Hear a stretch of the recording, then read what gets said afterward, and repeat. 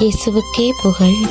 இயேசுவில் பிரியமானவர்களே, இன்று நம் ஆண்டவர் செப்பனியா 3ஆம் அதிகாரம் 15ஆம் வசனத்தினூடாக இவ்வாறு நம்மோடு பேசுகின்றார். இஸ்ரவேலின் அரசராகிய ஆண்டவர் உன் நடுவில் இருக்கிறார்.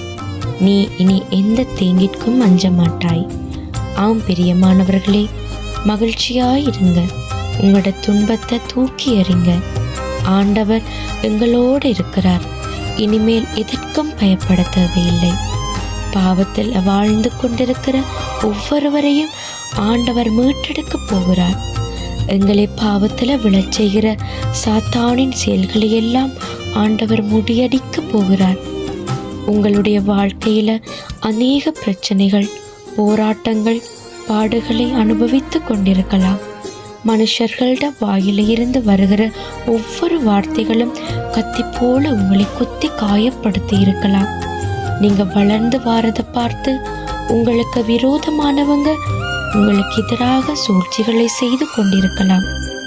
இப்படியான விஷயங்களை எல்லாம் யோசிச்சு கவலைப்படுகிறத நிறுத்துங்க.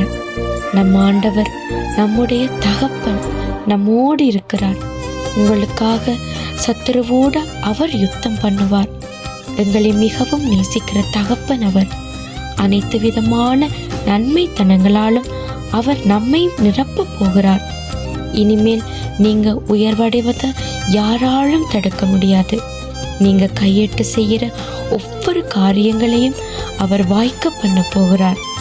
இவ்வளவு காலமும் வேதனைகளையும் தோல்விகளையும் மட்டுமே பார்த்து கொண்டிருந்த உங்களை ஆண்டவர் வெற்றியை மட்டுமே காண செய்ய போகிறார். உங்களை பெயர் சொல்லி அழைத்தவர் ஒரு நாளும் திக்கற்று போக விட மாட்டார். ஆண்டவரை முழுவதுமாக நம்புங்க. உங்களோட நம்பிக்கை ஒரு நாளும் வீண் போகாது. ஆமேன்.